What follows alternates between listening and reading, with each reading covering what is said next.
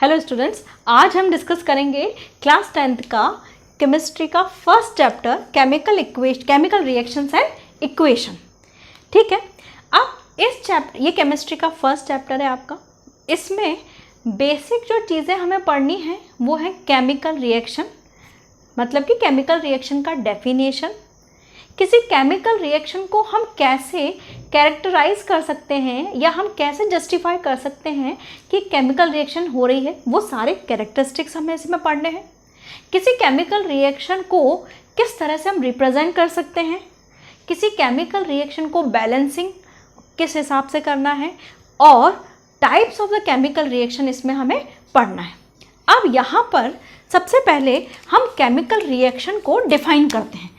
Chemical reaction अगर हम बात करें तो केमिकल रिएक्शन बेसिकली, जब इसको हम शॉर्ट फॉर्म में कैसे बताएं, CR से रिप्रेजेंट मैं यहाँ कर रही हूँ। अगर किसी केमिकल रिएक्शन के अंदर रिएक्टेंट्स आपस में रिएक्ट करते हैं, ओके, रिएक्टेंट, अगर आप अभी रिएक्टेंट नहीं समझ पा रहे हैं तो अभी आप ऐसा समझिए कि जब दो सब्सटेंस या दो से ज़्यादा सब्सटेंस आपस में रिएक्ट करते हैं तो क्या बनता है, कोई प्रोडक्ट बनता है, ओके। और जो प्रोडक्ट होता है उसकी प्रॉपर्टीज डिफर होती हैं किसके कंपैरिजन में, जो प्रीवियस जो बना है उसके कंपैरिजन में, ओके। तो इसको अगर अपन डिफाइन करें कि डिफरेंट केमिकल्स और substances are react and produce new product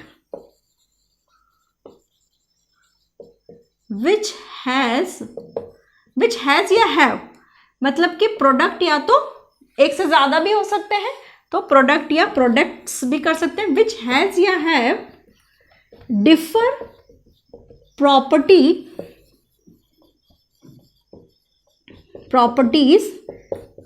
as compared to reactant। देखो अब इसके अंदर क्या है ये, तो यहां पर जो सब्सटेंसेस हैं जब वो आपस में रिएक्ट करते हैं तो एक नया प्रोडक्ट फॉर्म होता है और उसकी प्रॉपर्टी डिफर होती है किसके कंपैरिजन में, रिएक्टेंट के कंपैरिजन में। जैसे for example sulphur plus oxygen, sulphur dioxide. Sulphur और ऑक्सीजन आपस में रिएक्ट करके सल्फर डाइऑक्साइड बनाते हैं, ओके। और सल्फर डाइऑक्साइड की प्रॉपर्टी सल्फर से भी डिफर है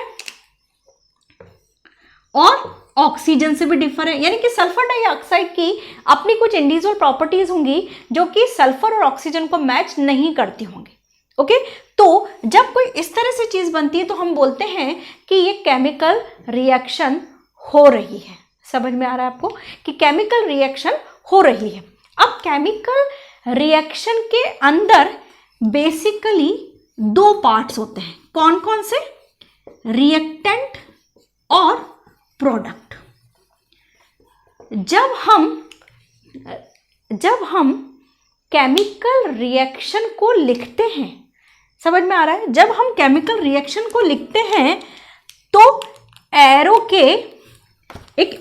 के लेफ्ट साइड पे हम क्या लिखते हैं, रिएक्टेंट, और एरो के राइट साइड पे हम क्या लिखते हैं, प्रोडक्ट, ओके। तो यहां पर सल्फर और ऑक्सीजन क्या है, रिएक्टेंट है, और सल्फर डाइऑक्साइड आपस में क्या है, प्रोडक्ट है। समझ में आ रहा है, सल्फर और ऑक्सीजन आपस में क्या है, रिएक्टेंट है, और सल्फर डाइऑक्साइड आपस में क्या है, सल्फर डाइऑक्साइड क्या है, प्रोडक्ट है। तो रिएक्टेंट को हम कैसे लिखते हैं, रिएक्टेंट को एरो के लेफ्ट साइड पे और प्रोडक्ट को एरो के राइट साइड पे हम लिखते हैं। समझ में आ रहा है। अब किसी भी केमिकल इक्वेशन को हम, तो ये पूरी की पूरी केमिकल रिएक्शन हो गई। किसी केमिकल इक्वेशन को हम दो तरीके से रिप्रेजेंट करते हैं। किसी केमिकल इक्वेशन को हम दो तरीके से रिप्रेजेंट करते हैं। एक तो वर्ड इक्वेशन, ओके, एक तो हम वर्ड से रिप्रेजेंट करते हैं और दूसरा हम सिंबल से भी रिप्रेजेंट करते हैं।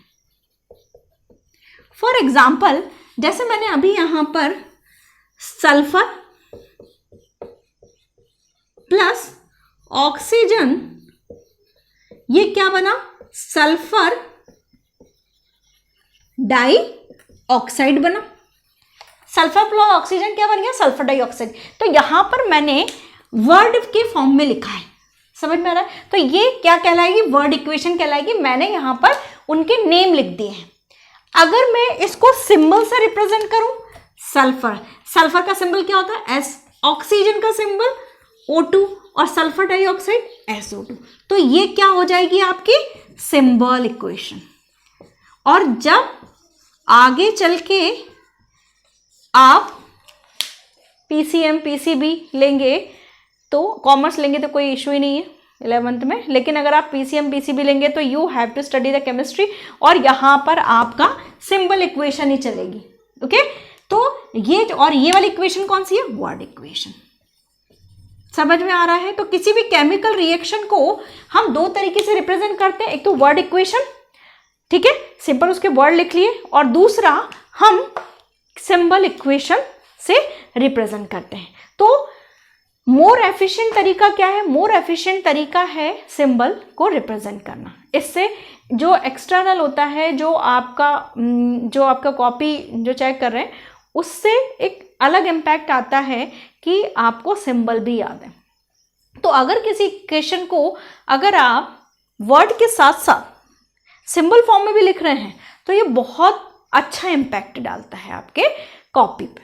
ओके, अब अगर कोई केमिकल रिएक्शन हो रही है, तो इसको हम कैसे बताएंगे कि केमिकल इक्वेशन हो रही है? मतलब ऐसा क्या हो जाए कि हमको पता लग जाए कि केमिकल रिएक्शन हो रही है? तो इसके लिए हम एक कैरेक्टरिस्टिक, आपके एनसीईआरटी की बुक के हिसाब से आपके कुछ कैरेक्टरिस्टिक्स हैं जो कि हम देखते हैं कि जिनको हम कंपेयर करें तो हमें समझ में आता है कि केमिकल रिएक्शन हो रही है।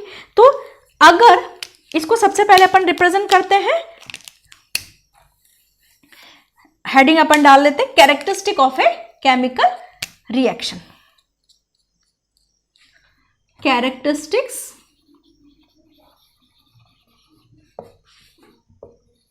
Of a chemical reaction. CR मतलब मैंने केमिकल रिएक्शन यहां बताया है। अब सबसे पहले इसको अपन रिप्रेजेंट कर सकते हैं कि अगर कहीं गैस इवोल्यूट हो रही है, गैस बाहर निकल रही है, अगर सपोजिट आपने दो केमिकल मिलाए, आपस में मिक्स किए और बबल्स निकले, तो आपको बड़ा मजा आएगा। आप कहोगे देखो बबल्स निकल रहे हैं, बबल्स निकल रहे हैं। तो इसका मतलब ये है कि आपके दिमाग में कहीं ना कहीं स्ट्राइक होना चाहिए कि if when we add or when we mix two chemicals with each other and if the bubbles formation takes place, then chemical reactions must be taken place। ठीक है, अब यहां पर तो एक इसका कैरेक्टरिस्टिक क्या है? Evolution of gases. जैसे for example zinc plus H2SO4, यहां पर इसको मैं यहीं रिप्रेजेंट समझाती जाती हूं आपको। जिंक प्लस H2SO4,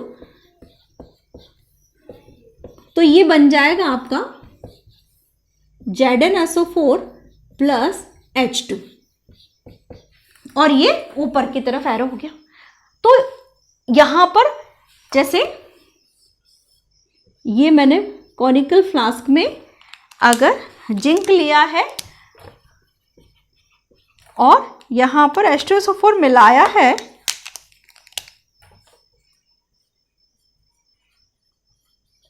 तो यहां पर बबल्स आते हैं किसके? हाइड्रोजन के बबल्स आते हैं।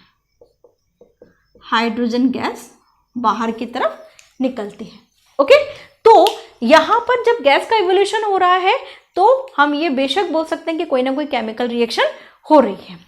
दूसरा, अगर स्टेट में चेंज आता है तो चेंज इन स्टेट, अगर स्टेट वाइज चेंज आ रहा है, फॉर एग्जाम्पल जैसे इसके एग्जाम्पल के लिए हाइड्रोजन, इसको आप सिंबॉलिक फॉर्म में भी लिख सकते हैं और इक्वेशनल फॉर्म में भी वर्ड इक्वेशन फॉर्म में भी लिख सकते हो। और ऑक्सीजन, ये क्या बना, H2O, और वाटर कैसा होता है, लिक्विड। ओके, तो और यहाँ पर ये गैस, ओके, यहाँ पर ये सॉलिड। ठीक है, S represent for solid, G represent for gas, L represent for liquid. और इक्वेशन में कहीं कहीं आपको AQ भी रिप्रेजेंट करेगा, जो कि क्या है आपका एक्वस। AQ मतलब एक्वस। ओके, तो H2 गैस, O2 गैस, आपस में मिलके बना रहे H2OL, यानी कि लिक्विड। तो यहां पर जब स्टेट चेंज होती है तो भी आप क्या कह सकते हैं कि केमिकल रिएक्शन हो रही है। तीसरा, चेंज इन टेम्परेचर। अगर टेम्परेचर में चेंज आ रहा है, तो टेम्परेचर में चेंज आ रहा है मतलब कि टेम्परेचर में चेंज यानी कि या तो केमिकल रिएक्शन की वजह से जो मिक्सचर है उसका टेम्परेचर बढ़ रहा है या मिक्सचर का टेम्परेचर कम हो रहा है, तो वो रिएक्शन, इसका मतलब हमको समझ में आ जाएगा कि वहाँ पे केमिकल रिएक्शन हो रही है। और टेम्परेचर के हिसाब से हम रिएक्शन को 2 पार्ट्स में डिवाइड कर सकते हैं। कौन कौन सा है देखिए, एक्सोथर्मिक,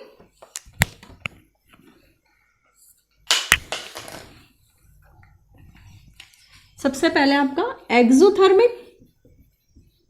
एक्सोथर्मिक के अंदर हीट बाहर निकलती है, हीट बाहर निकलेगी, हीट रिलीज होगी, तो यहां पर टेम्परेचर इंक्रीज होगा, इंक्रीजेस। ठीक है, एंडोथर्मिक मतलब कि यहां पर we have to give heat, हमको रिएक्शन को कराने में हीट देनी पड़ेगी, तो हीट रिलीज नहीं होगी, यहां पर एडिंग ऑफ हीट, ऐसा आप लिख सकते हैं। और इसमें टेम्परेचर क्या होता है, कम होता है, डिक्रीज। ये जो साइन बनाते हैं ये इंक्रीज के लिए बनाते हैं, और ये जो साइन है ये डिक्रीज के लिए बनाते हैं। ओके, अब यहां पर जैसे फॉर एग्जांपल एक्सोथर्मिक का रिएक्शन का example calcium oxide plus water, तो इससे क्या बनेगा, CaOH का होल टाइज। ये है आपका कैल्शियम ऑक्साइड और ये है आपका कैल्शियम हाइड्रोक्साइड प्लस हीट। तो ये रिएक्शन देखिए, यहां पर हीट बाहर निकल रही, तो ये है आपका एक्सोथर्मिक। अगर जिंक प्लस H2SO4, यहां पर मुझे हीट देनी पड़ रही है, गर्म करना पड़ रहा है, तो ये जो एग्जाम्पल है वो एग्जाम्पल है आपका एंडोथर्मिक का।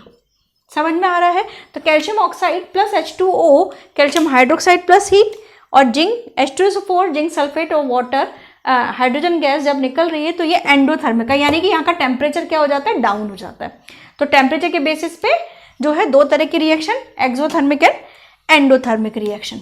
ओके, अब यहां पर फोर्थ, ओके, देखो यहां पर अगर कलर में चेंज आ जाए, अगर कोई रिएक्टेंट ऐसा है जब हम आपस में रिएक्ट करवा रहे हैं और उसके कलर में चेंज आ जाए, तो आप कहोगे कि हाँ कोई ना कोई रिएक्शन हो रही है। देखो इसके अंदर, तो हम इसको अपन फोर्थ पॉइंट क्या दे सकते हैं, change in colour. Change in colour, तो इसमें जैसे सिट्रिक एसिड और पोटेशियम परमैंगनेट को जब हम मिलाते हैं, पोटेशियम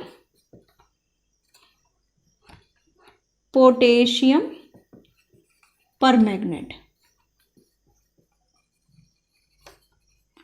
और पोटेशियम परमैंगनेट का कलर कैसा होता है बेटा, पर्पल। कैसा कलर होता है, पर्पल। तो जब सिट्रिक एसिड को इसमें मिलाते हैं तो ये पर्पल कलर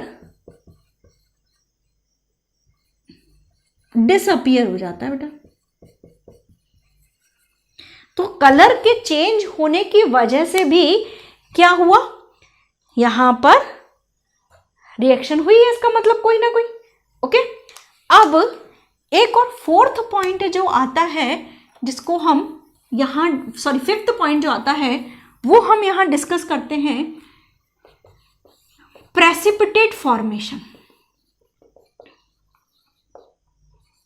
यानी कि अगर प्रेसिपिटेट बने, अब प्रेसिपिटेट क्या होता है? प्रेसिपिटेट मतलब कि अगर कोई रिएक्टेंट आपस में रिएक्ट कर रहे हैं और नीचे कुछ सेटल डाउन हो रहा है, नीचे कुछ सेटल डाउन हो रहा है, ये जैसे आपने दो रिएक्टेंट A प्लस बी मिला दिए इसमें, और हो सकता है कुछ सेटल डाउन हो रहा है यहाँ पे नीचे, तो ये क्या कहलाएगा? आपका प्रेसिपिटेट। इसको यहां पर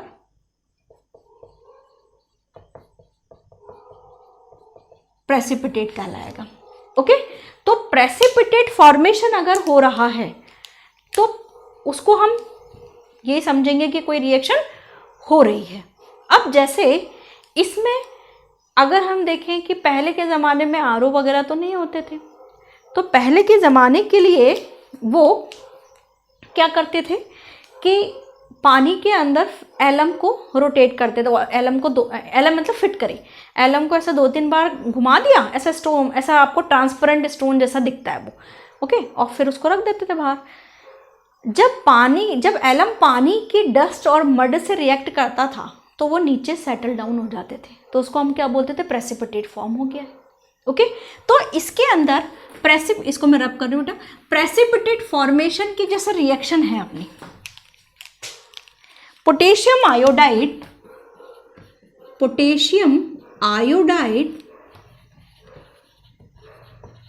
प्लस लेड नाइट्रेट आपस में जब मिलते हैं तो potassium nitrate plus lead iodide का प्रेसिपिटेट मिलता है। समझ में आ रहा है आपको? लेड आयोडाइड का प्रेसिपिटेट मिलता है मतलब लेड आयोडाइड नीचे सेटल डाउन हो जाता है। ओके, तो यहां पर एक और चीज अगर हम ध्यान दें तो ये देखिए यहां पर कि zinc plus H2SO4 ZnSO4 plus H2, यहां पर मैंने एरो का निशान ऊपर की तरफ किया है और यहां पर मैंने एरो का निशान नीचे की तरफ किया। इसको मैं ब्लैक से और बना देती हूँ तो आपको अच्छे से उसको निशान को आप अच्छे से देख पाएंगे। ठीक है, तो जब हम एरो को ऊपर बनाते हैं मतलब वो किसको रिप्रेजेंट कर रहा है? गैस को, क्योंकि गैस उड़ जाती है तो गैस को में हम एरो का निशान लगाते हैं। जब प्रेसिपिटेट बनता है तो प्रेसिपिटेट में हम नीचे का निशान लगाते हैं, यानी कि वो नीचे सेटल डाउन हो जाती है। समझ में आ रहा है? तो हमारे पास कैरेक्टरिस्टिक कितने हो गए? 5। चेंज इन गैस, इसको मैं शॉर्ट फॉर्म में लिखती चलती हूँ, गैस, चेंज इन गैस। दूसरा change in state, okay, change in temperature, temperature को शॉर्ट फॉर्म में TMP, ओके। उसके बाद change in colour, change in colour. उसके बाद प्रेसिपिटेट फॉर्मेशन, प्रेसिपिटेट फॉर्मेशन। तो इसको मैं शॉर्ट फॉर्म में अगर डिस्कस करूं तो GSTCP, इसको short, G for gas, S for state, T for temperature, C for colour, P for precipitate. तो इसको शॉर्ट फॉर्म में अगर मैं याद रखूं तो कैसा? इसको GST से कांग्रेस परेशान, ऐसा याद रख लीजिए आप, GST से कांग्रेस परेशान। ठीक है, तो G for gas, S for state, T for temperature, C for colour, P for precipitate. तो यहाँ पर हम 5 कैरेक्टरिस्टिक के थ्रू एक केमिकल रिएक्शन को जज करते हैं कि वो रिएक्टेंट आपस में रिएक्ट करके प्रोडक्ट बना रहे हैं या नहीं बना रहे हैं। In the next session we will discuss the balancing of equation. तब तक अगर आप इस सेशन को अच्छे से पढ़िए और अगर कोई भी डाउट होता है तो आप मुझे कमेंट सेक्शन में ज़रूर से पूछिए, और अगर आपको पसंद आता है तो please like, share and subscribe.